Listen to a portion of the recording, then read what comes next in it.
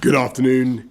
I want to update everybody about vaccines because across this entire country today, there are people, everybody, are making another huge sacrifice. Millions of people working from home, teachers and pupils coping with online learning, businesses who have borne the brunt of successive lockdowns, and of course, the amazing staff of our NHS and our care workers who are grappling with this new variant of coronavirus.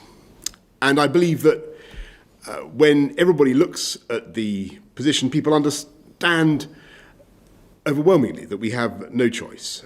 When the Office of National Statistics is telling us that more than 2% of the population is now infected, that's over 1 million people in England, and when today we've reported another 60,000 new cases. And when the number of patients in hospitals in England is now 40% higher than at the first peak in April.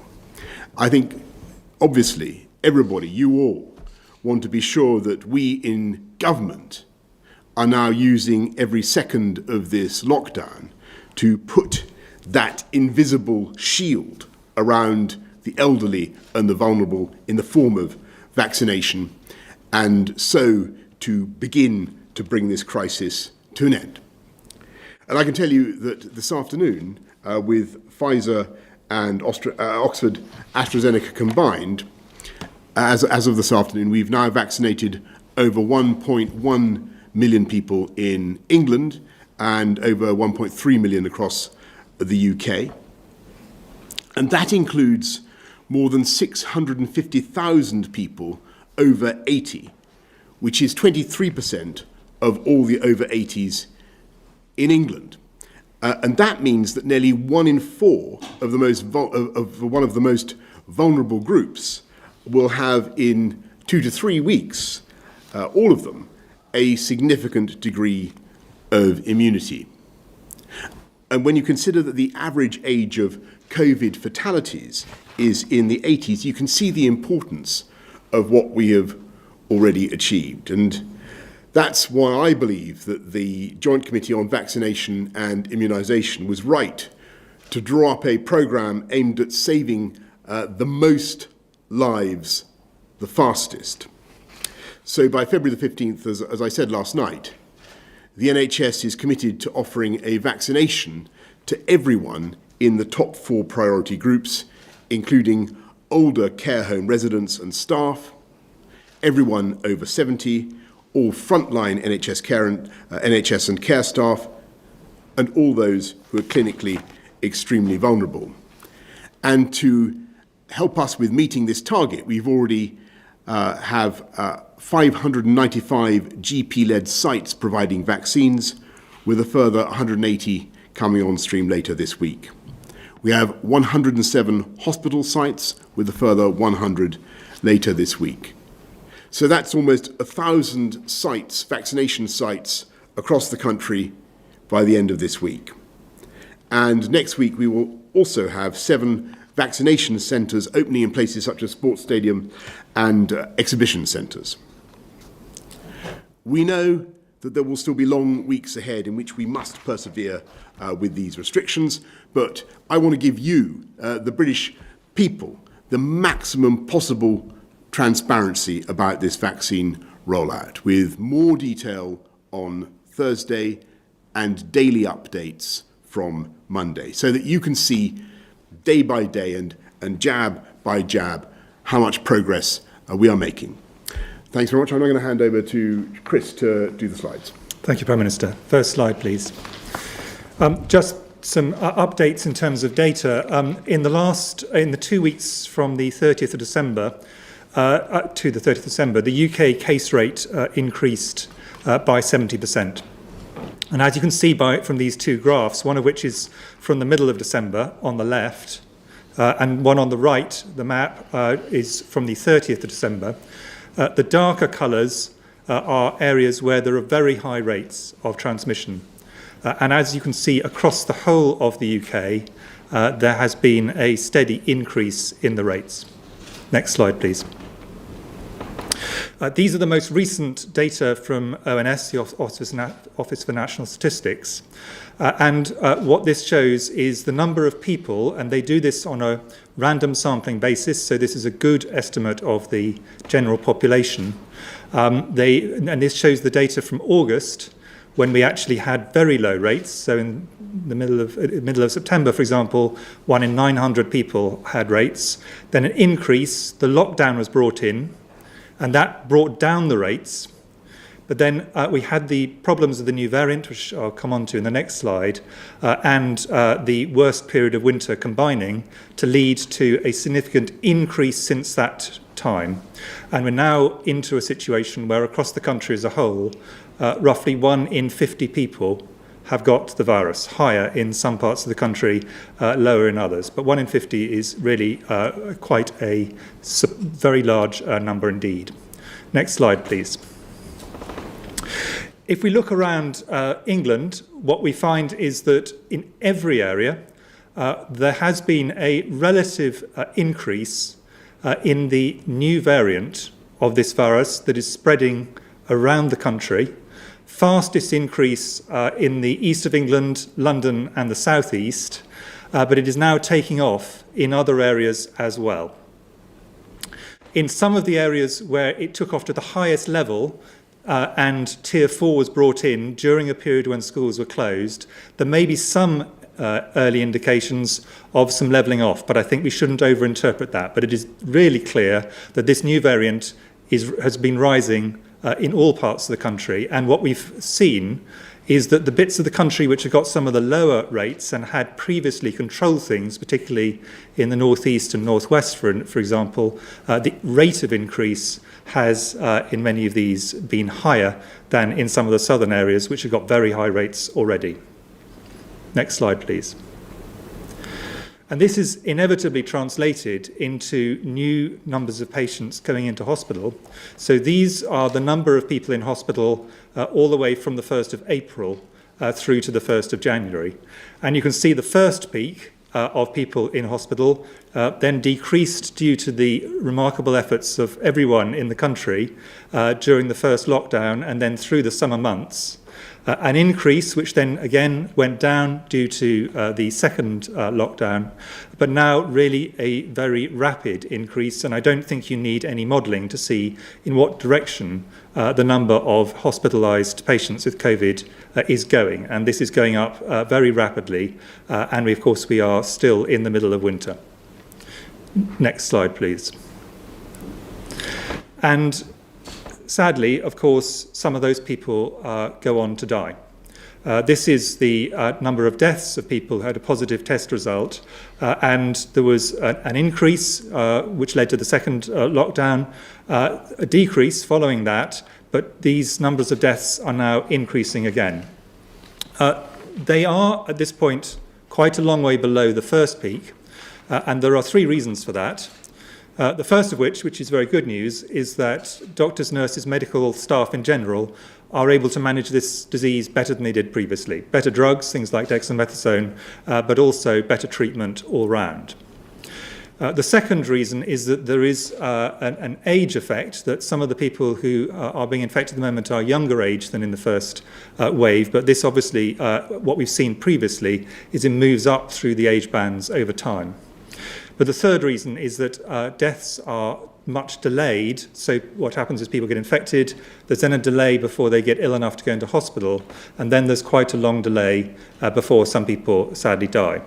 And we will unfortunately see, because of the spike in people going into hospital from the last slide, we will inevitably see an increase in number of people who die of this disease as we go into the rest of January.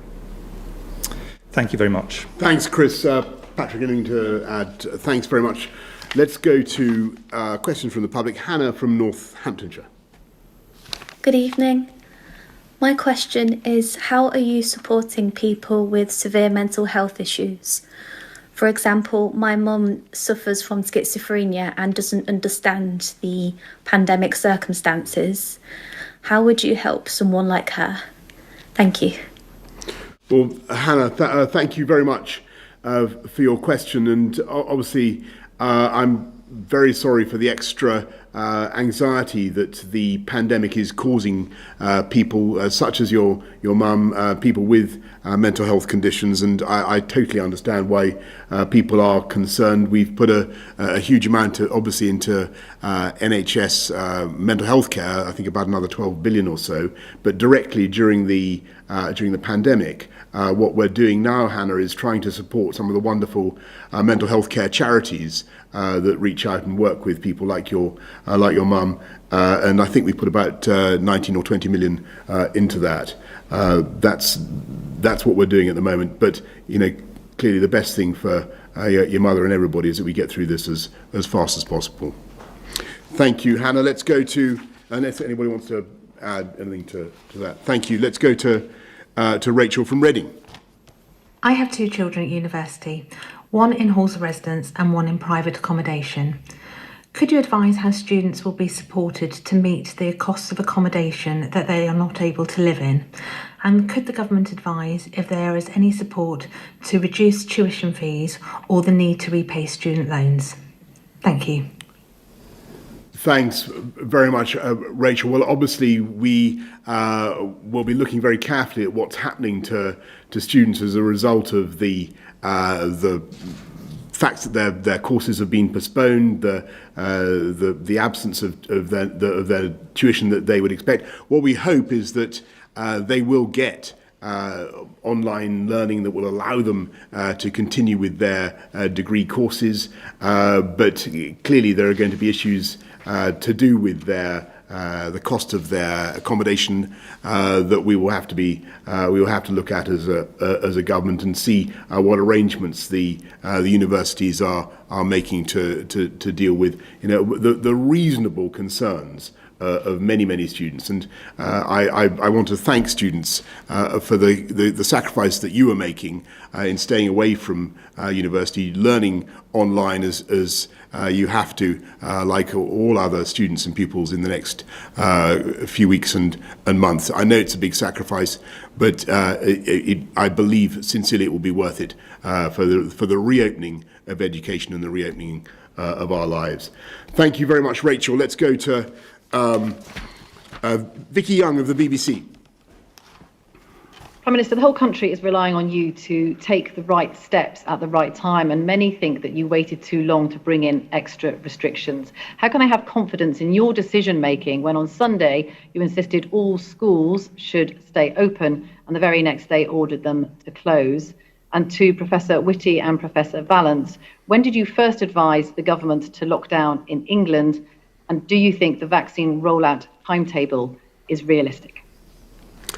Thanks very much, Vicky. Well, I think it's very important to understand that we've been looking at the new variant very hard ever since we first became aware of its rapid spread. I think on the 18th of December, and it's been clear that the Tier 4 measures were something that we wanted to evaluate, and over the course of the days leading up to Sunday, clearly, like everybody else in the country, we were hoping that we would start to see some impact, and that we would be able to keep schools open, because keeping schools open is an absolute priority for this country, and keeping kids in education is absolutely vital for this country. But Vicky, what we obviously had to contend with was figures, not just the decision by the 4 CMOs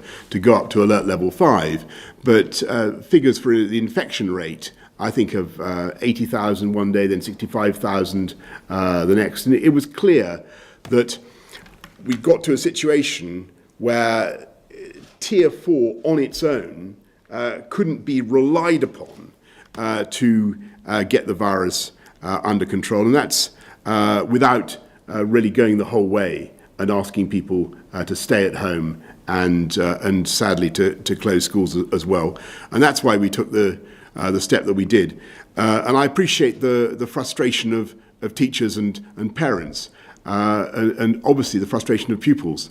But can I repeat my thanks? I don't know whether I'm being premature in saying this, Vicky, but I believe that the BBC is coming forward with a big programme of education for 3 hours a day. That will be something, but the government will be doing everything we can to help with remote learning as well. Shall I take half of the second one? The CMOs met yesterday morning and reviewed the data, which had been getting steadily worse in all 4 nations of the UK, and they advised that we should move to level 5 yesterday. Patrick might want to talk about sage advice independently of that. In terms of the vaccine timetable, my view is that the vaccine timetable is realistic, but not easy. And the NHS is going to have to use multiple channels to get this out, but they are very determined to do this. But that does not make it easy. And of course, in the case of the Pfizer vaccine, as I think is widely reported, it's more difficult to handle because of the complicated cold chain model. And we also, with both vaccines, wanted to be very careful in the first 2 or 3 days that we went a little bit slowly just in case there were some initial unexpected problems. But I think we do now have a situation where things can be rolled out across lots of different channels. And I think what is really important is that we do that according to the ordering which has been recommended by the JCVI, which the Joint Committee on Vaccination and Immunisation, which the Prime Minister talked about. And the reason for that is that ordering means that we will have the maximum impact on the disease, because the people with by far the highest risk of dying will be vaccinated first, and those who care for them, then the next down, including NHS workers, social care workers, and then on down all the way through to people in their 50s and those under 50 who have other underlying health problems. By doing it in that way, at whatever speed we do, the mortality benefits will be front-loaded. And what we'll first see is a reduction in mortality over time, and then after that there will be a slowing of the pressure of COVID on the NHS, but that will take longer, so those two will not happen at the same rate. And the final thing to do is to say that in the UK we've taken a decision based on JCVI advice but endorsed by scientific bodies like the Society for Immunology, endorsed by other medical bodies like the Royal College of General Practitioners, to delay the first dose of both vaccines by 12 weeks. And we've done this based on a number of different scientific lines of decision making, and that is to allow us to maximise over the first 12 weeks the number of people who can be vaccinated, so we can get down those JCVI levels as fast as possible before the second vaccine is given. That should provide a high degree, not the complete protection, because everybody should have their second dose at 12 weeks, but that should provide a high degree of protection and get us through that as fast as we can, because we are facing, as I think the Prime Minister said and the data shows, a really serious emergency at the moment. The increased transmissibility of the new variant was clearly a concern, and given the effects of restrictions, it was obvious that actually you need to do more in order to retain it if you've got a higher degree of transmissibility. So I think the view from SAGE, and the papers are there, was that it was likely that more measures would be needed to retain transmission of a variant that had an intrinsically higher transmissibility rate, and that's indeed what's now borne out, that you see very fast growth, very fast spread amongst all age groups. and it's going to need really much firmer measures in order to keep on top of this. Thanks very much, Vicky. Let's go to Robert Pesson of ITV. Good afternoon, gentlemen. Given that there are now 1 million people infected, what is the chance that we'll be out of lockdown before the end March, possibly even later? And secondly, to the scientists in particular, you'll be aware that some of your colleagues are concerned that by widening the gap between first and second dose, you are increasing the risk of the virus mutating and building up resistance to the vaccine. Could you quantify that risk for us, please? Thanks, Robert. Let me have a go at the first one first. And I think it all depends. Our ability to come out of the lockdown measures, our ability to get through this fast depends on a number of things. And obviously, if provided we don't learn anything new about the virus that we don't yet understand, so there's not some new mutation that we haven't currently bargained for, provided the vaccine rollout goes according to plan, provided the vaccine is as efficacious as we think it is, but above all, provided that everybody follows the guidance now, and everybody sticks to the measures that we have now, then we think that by the middle of February, when a very considerable portion of the most vulnerable groups will have been vaccinated, or so we hope and believe. That's the top 4 of the JCVI cohorts. Then there really is the prospect of beginning the relaxation of some of these measures. I wouldn't put it any stronger than that. But you'll also appreciate that there are lots of caveats, lots of ifs built into that, and the most important of which is that we all now follow the guidance and stay at home, protect the NHS, save lives. I'll have first go this, but Patrick, want to add to this on the vaccine question. By extending the gap, we are going to, over the next 3 months, be able to essentially double the number of people who can be vaccinated. So if, by a process of not very difficult mathematics, if over that period there is more than 50% protection, then you've actually won.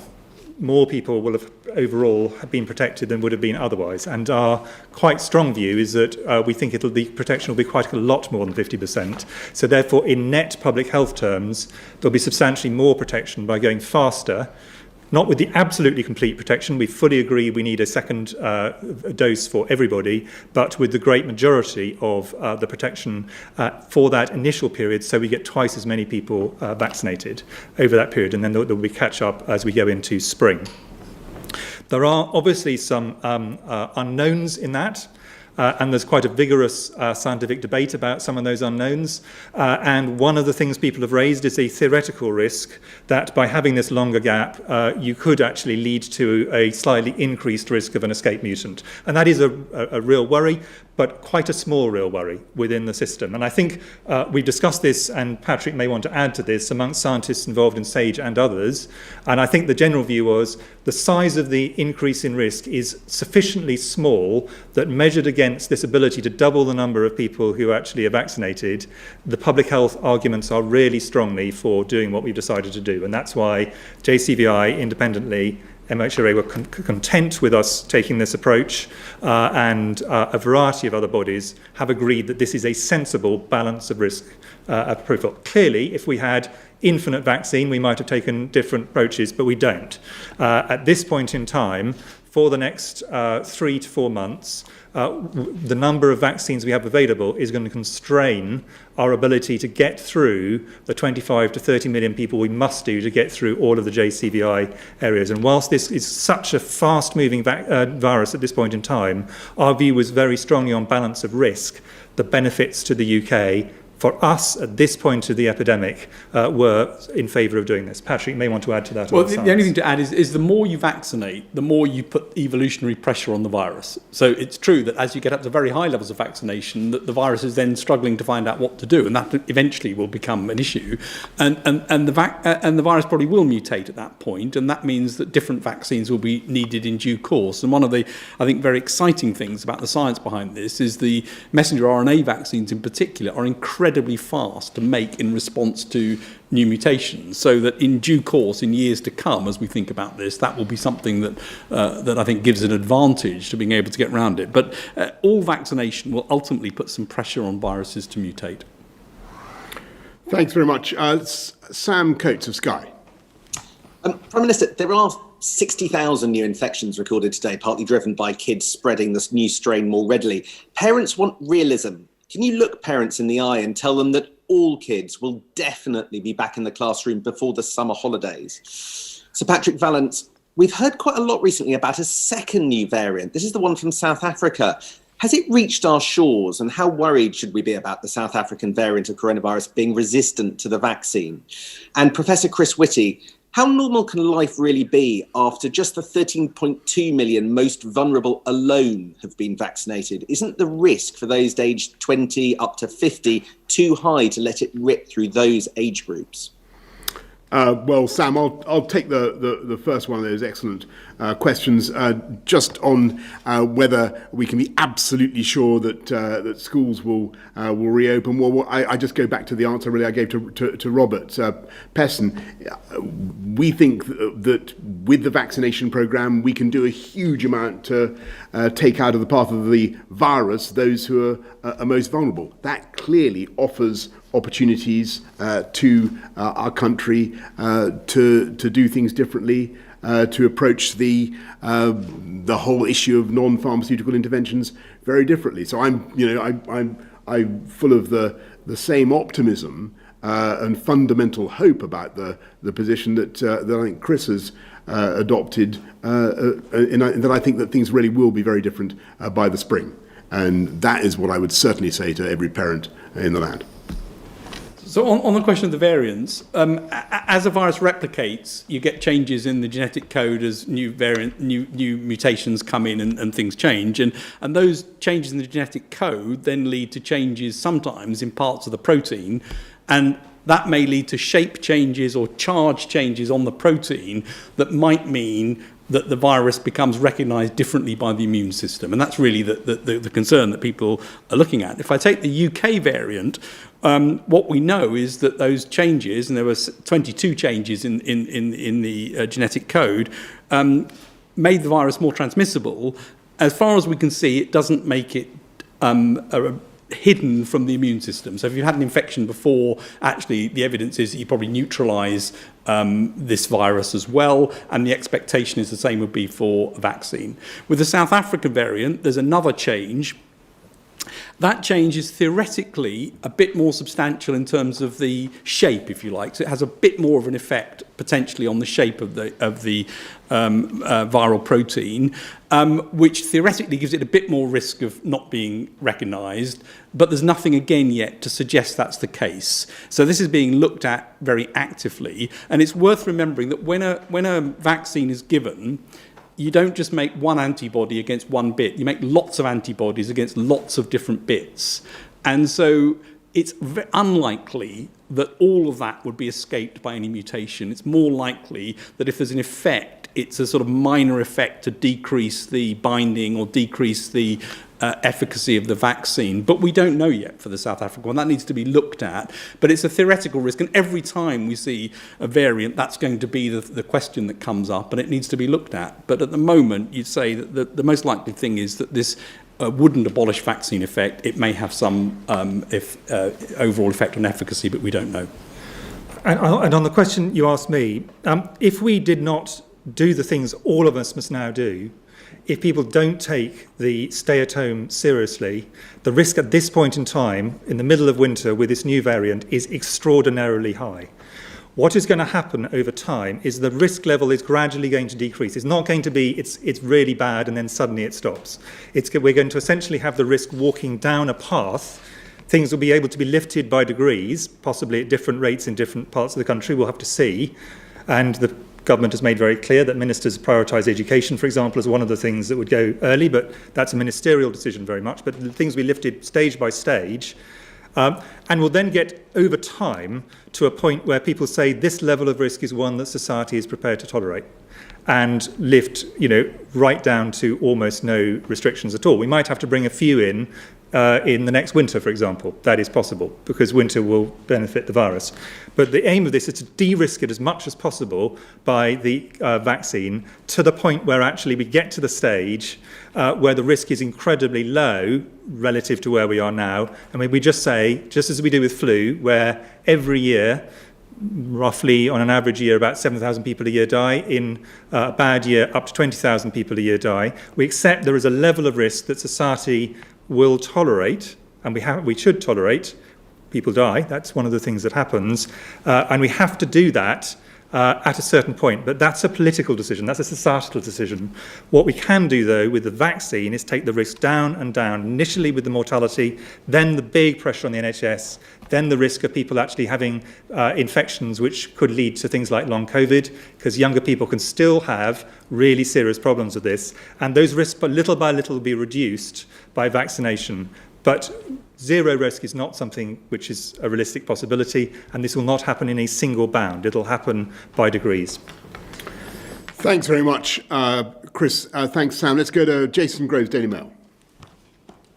Thanks. Prime Minister, you've committed, I think, to vaccinate 13 million people in the next 6 weeks. That means something like 2 million people a week.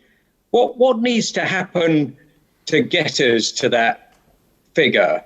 What changes need to be made? Because we're nowhere near there at the moment. And I think you said we'd get daily updates from numbers. Can I just check, is that a commitment to publish a daily figure for how many people have been vaccinated? And Professor Whitty, can I ask you quickly, is this lockdown enough to reverse the spread of this virus? Or are we in a kind of race against time now? And you said we might need a few measures next winter still. What sort of measures are you talking about? Thanks very, very much, Jason. And look, on your very, very important questions about the pace of the vaccine rollout, you're absolutely right. Actually, I think the numbers for the first 4 JCVI groups might be a little bit north of, a little bit higher than 13 million, but we're going to do them as fast as we possibly can. We've set the target, as you know, by the middle of February. Yes, it is a huge effort. This is the biggest vaccination program in the history of this country, and this country has already, I think, done more than any, certainly done more than any other European country. What it will require is a lot of people working together, and the NHS, the armed services, every aspect of government is working at this absolutely flat out. The rate limiting factor at the moment is making sure that we can get enough vaccine where we want it fast enough. And one of the problems, as you know, is that the AstraZeneca vaccine, which has just come on stream, needs to be properly batch tested, properly approved before it can be put into people's arms. And this is just a process that takes time to do. But we will be ratcheting it up over the next days and weeks ahead in the way that you describe, and we'll be giving more details on Thursday of where we've got to. I've given the figures today, and what we'll be trying to do, Jason, is to try to, and then daily from Monday. And what we'll be trying to do is to try to break down some of these figures for people, so everybody can see which groups are getting the vaccine and how it's being distributed across the country. Because my feeling is this is something of massive national interest, and we've really got to be as transparent as we can possibly be. You asked me whether the lockdown will be enough. I think the key to this is all of us buying into this really seriously. if we all buy into this, people stay at home, if people, apart from the things which are like work, going out for essential shopping, exercise, if people stick to those rules really strongly, and at the same time, the NHS is vaccinating as fast as it can, then our hope is the lockdown will be enough. But we've all got to do that. This has very much got to be a collective effort. No one can do this on their own. You can't just do it by rules. It's got to be people buying into this really seriously. In terms of longer term things, obviously what we all hope is that we can get a vaccine programme that actually means we don't need anything in the future at any stage. That would be the ideal. But I think it's also important to understand that this coronavirus is not going to go away just as flu doesn't go away, just as many other viruses don't go away. And the time that benefits them most is always winter. That's one of the reasons we're having problems now, along with the new variant. And therefore, we just need to keep an open mind about that. The hope would be we don't need to do anything, certainly nothing on the scale we're having to do at the moment, because vaccination should take the great majority, possibly all, of the heavy lifting. But I think what we shouldn't kid ourselves is it just disappears with spring. What will happen with spring is the risks go right down. Hopefully we'll have spring, summer and autumn, possibly winter as well, with almost nothing in place once the full vaccination programme is through. But we just need to be aware of the fact this is not a problem that just disappears. Thanks very much, Jason. Let's go to Andy Woodcock, Independent. Prime Minister, we understand that the UK is shortly going to introduce mandatory negative coronavirus tests for foreign nationals flying to the country. Tests are something that airports have been asking for months. They've been used successfully in other countries for a very long time now. Why has it taken so long for Britain to adopt this position? Is that something that has contributed towards coronavirus being so persistent here in the UK? And if that's what we're requesting from foreign nationals, why not UK nationals coming from abroad too? And also, if I could ask the scientists, that the Prime Minister has described schools as a potential vector for coronavirus. If that's the case, why is it that teachers and pupils are not on the priority list for vaccination? If we vaccinated them, is that not something which would allow us to open schools sooner? Well, thanks, Andy. First of all, I'll ask Chris and Patrick to answer about transmission in schools. I just repeat that schools are safe. But on what we're doing to protect the UK from transmission from abroad, we will be bringing in measures to ensure that we test people coming into this country and prevent the virus from being readmitted. But Patrick or Chris, you want to add anything on that? I mean, on school, but two points on this. The first thing is just to reiterate a point the Prime Minister made. One thing that we do not think is that this new variant is any more dangerous for children than the old variant is. And there's no evidence, for example, that the hospitals are filling up with children. There is always a risk with any infection to people of all ages, but children are relatively much less affected than other groups, which is one of the few good things you can say about coronavirus, and that will be important when schools can go back. In terms of vaccination priority, I think from a clinical point of view, the real priority is to make sure that we know who the people are who are by far the most likely to die and are by far the most likely to end up in hospital, and that it's that ordering which the Joint Committee on Vaccination and Immunisation, JCVI, has put in place, and which everybody who's looked at this has agreed this is correct ordering. Lots of academics, lots of others have looked at it, and they all agree. So I think it's very important that ordering, which takes us down not just to the first 4 tiers, which the Prime Minister talked about, but all the way down to people who are in their 50s, which would include some teachers, obviously, and people who've got underlying health conditions, is followed through, because those are the people who are the most likely to come at risk. Then that still leaves around half of slightly more than half of the population, and there will have to be some decisions made about that in due course, but we are some way from that, and I think the key thing is prioritise those who are most likely to come to clinical harm. A final point on the vaccine is neither of the vaccines are currently licensed for use in children, so we would not be going down that path at this stage, but that may obviously change over time. Patrick, do you want to add to that? Nothing to add. Terrific. Thanks, Andy. Let's go to Dominic Yateman of Metro. Hi there, Prime Minister. The UK has seen more than 50,000 people test positive for coronavirus for 8 days in a row now. If you had taken this lockdown decision 24 hours earlier, it would have stopped 3 million primary school children mixing for a day and taking a new wave of infection back to their families. Do you regret this delay? And secondly, if I may, nearly 1 million children access the internet via mobile phone connections, where a day's lessons can cost £100 on pay-as-you-go.